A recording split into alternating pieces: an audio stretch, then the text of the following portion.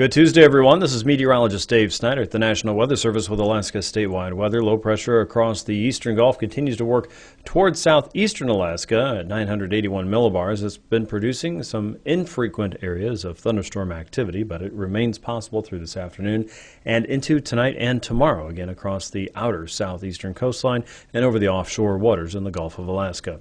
Another surge of colder air is slowly working across the western Gulf, and rainfall is working its way through the Alaska Peninsula and the eastern chain with a northerly flow reaching some of the higher terrain there.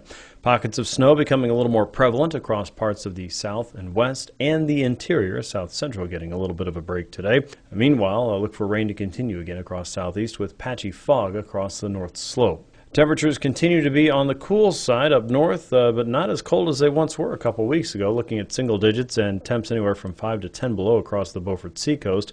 Many in the Seward Peninsula, like Nome, sticking to temps closer to 1 to about 5 degrees. The interior also cool, single-digit temps for most in the middle Tanana Valley. It is about 10 degrees around Chattanooga. Around southwestern Bristol Bay, 20s and 30s there, 30s for the Alaska Peninsula. South Central, looking at temps in the teens for many, and southeast, back in the 30s and 40s. As we go into tonight, frontal boundary will gradually creep toward Cook Inlet and be a better chance for some snow to develop from west to east as we get into Wednesday. Rain and snow showers across the north and eastern Gulf Coast, becoming more likely rain for many in southeastern Alaska as the second of two low pressure systems works across the Gulf of Alaska. Across the north and west, we'll be watching a second surge of colder, drier northerly winds working on toward the Chukchi coast with pockets of snow there. The northerly winds could also push higher concentrations of ice closer to north-facing communities and coastlines, so be mindful of that if you are moving anywhere around or on the ice.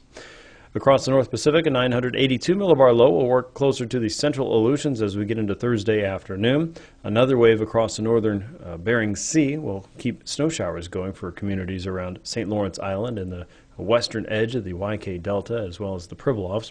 High pressure starts to gain ground across the interior at 1,017 millibars. It's not terribly strong, but it might break up a few of the clouds.